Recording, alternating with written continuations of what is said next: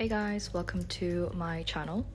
Today I'll be showing you the process of my exam revision. I finished my final exam for my master's degree, and that's why we're here today, because I thought it's now or never.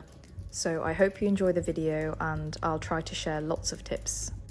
And please remember that everybody learns differently and this is only an example. A bit of update, which you wouldn't really be worried about, but on the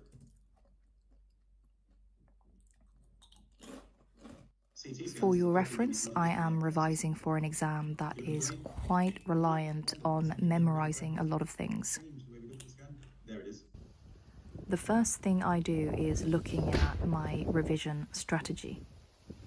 When I first started university, I used to just study without a strategy, almost with an attitude that I'll just spend as much time as I can to learn everything.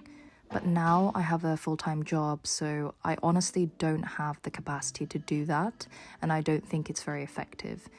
So this time around, I first took some time to understand the format of the exam. Let's say that the exam will have 5 long answer questions and we get to choose 3 out of those 5 questions. And let's also say that we know that each question will cover a single topic. With this, you can already start to make a strategy. My goal personally was to finish off my master's without spending much time on it, so I chose 3 topics to really invest my time in those. I'm not saying you should use this exact strategy, but I hope you get the point about understanding the exam format and revising wisely. Then it's about watching lectures and starting to make my lecture notes.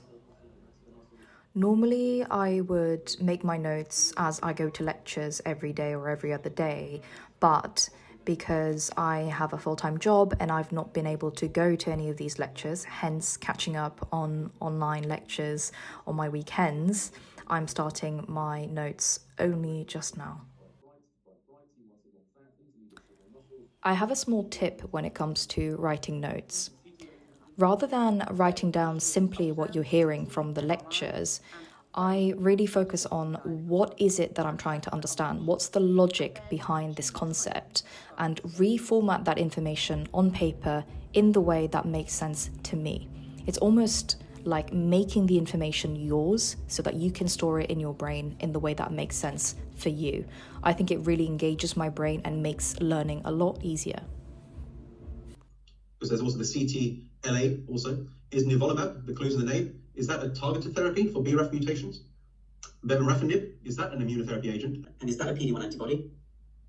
And trametinib, is that the targeted therapy for BRAF mutations? And I'll tell you that there are two correct answers in this one, so you can put 2 correct answers down as your. Coming in a few more tips here. I sometimes listen to lectures in a faster speed if I'm really short with time. And I try not to worry too much about perfecting the visuals of my notes, because I often get really frustrated and rewrite things just for the sake of it. So for me, it's more about the logic and how the information is presented. And this is what it looks like.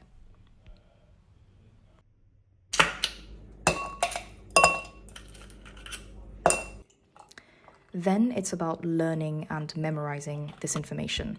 I find it quite helpful to read my notes in the morning and before bed, but also I actively scribble as I try to memorize things because it really works for me. We're gonna do a paper, and I reckon I know fuck all.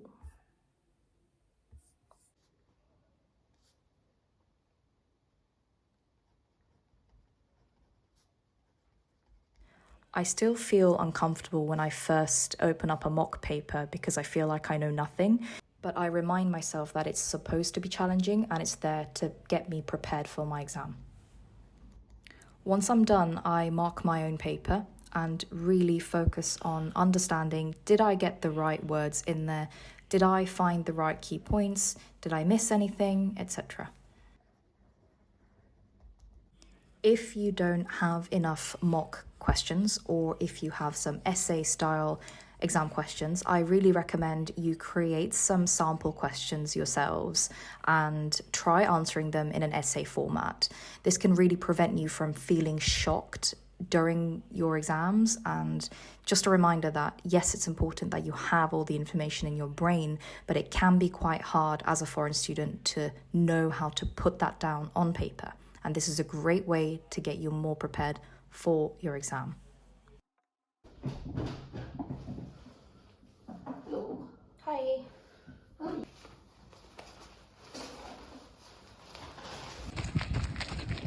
Morning.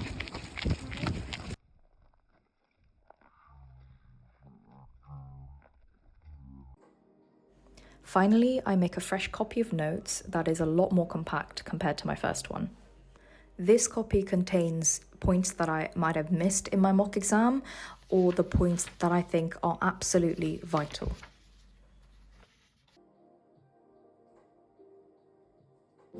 What?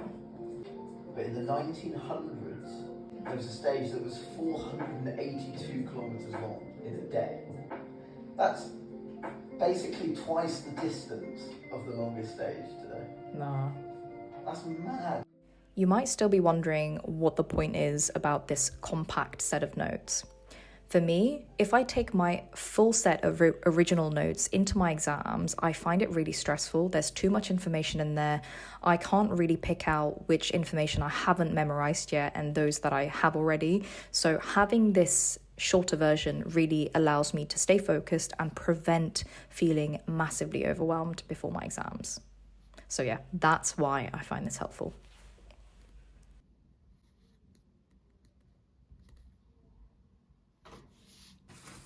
So yeah, that's it guys. That's the end of my revision process. I hope you found this video useful and enjoyed coming along with me.